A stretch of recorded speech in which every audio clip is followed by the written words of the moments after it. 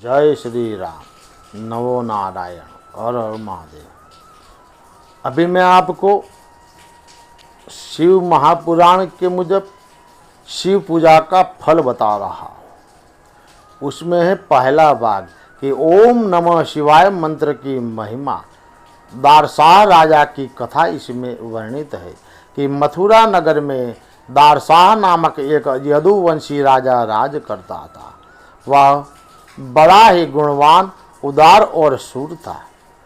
उसके राज्यों में प्रजाजन बहुत ही सुख शांति से रहते थे। पड़ोस के राजा उसका लोहा मानते थे। राजा की स्त्री अत्यंत रूपवती और परम पवित्रता थी। उसका नाम कलावती था। एक दिन राजा सकाम भाव से अपनी रानी के पास रंग महल में गया। रानी उस दिन व्रत करके शिव की उपासना में रत थी। उसने राजा को अपने पास आने से मना किया, क्योंकि शास्त्र का आदेश है कि व्रतस्थ स्त्री का संग नहीं करना चाहिए। परंतु राजा ने न माना। वह रानी का आलिंगन करने के लिए आगे बढ़ा, किंतु जैसे ही रानी के समीप पहुंचा, उसके रानी के शरीर के ताप से वह जलने लगा। तब उसके चकित होकर इस ताप का कारण पूछा। रानी ने उत्तर दिया कि हे महाराज, मैंने शिव मंत्र की दीक्षा ली है। उसी के जबकि यह महिमा है कि कोई भी मनुष्य मुझे व्यस्त से व्रत से च्युत नहीं कर सकता। आप भी चाहे तो गर्ग मुनि से इसकी मंत्र की दीक्षा ले आपको और अपने आप को निष्पाप और सुरक्षित बना सकते हैं। कलावती के मुख से इस बात को सुनते ही राजा बहुत प्रसन्न हुआ और श्री गर्ग मुनि के आश्रम में पहुँचे। मुनि को साष्टांग प्रणाम कर राजा ने शिव षडक्षरी मंत्र के उपदेश के लिए उनसे प्रार्थना की। मुनि ने राजा को यमुना में स्नान करवाकर शिव की षोडशोपचार पूजा करवाई। तत्पश्चात राजा ने मुनि का दिव्य रत्नों से अभिषेक किया। तदुपरांत मुनि ने अपने वृद्ध हस्त राजा के मस्तक पर रखा और उसे षडक्षरी मंत्र का उपदेश दिया।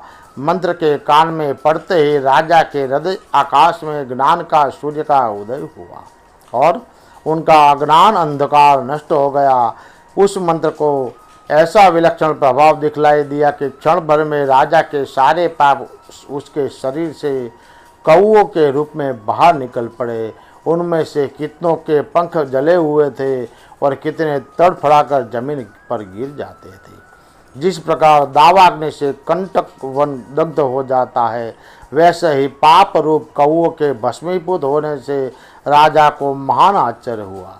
उसने गर्ग मुनि से पूछा कि एकाएक मेरे शरीर ऐसा दिव्य कैसे हो गया। मुनि बोले कि वे जो कौए तुम्हारे देश से निकले हैं, वे जन्म जन्मांतर के पाप है।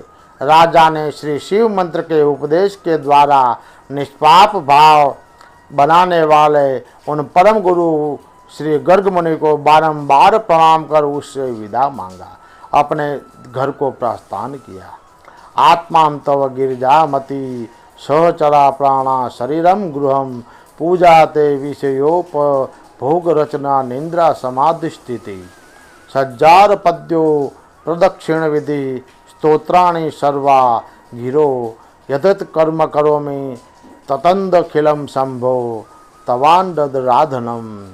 ये है शिव पूजा का फल व्रत के बारे में पहला अध्याय। जय श्री राम। नमो नारायण। हर हर महादेव।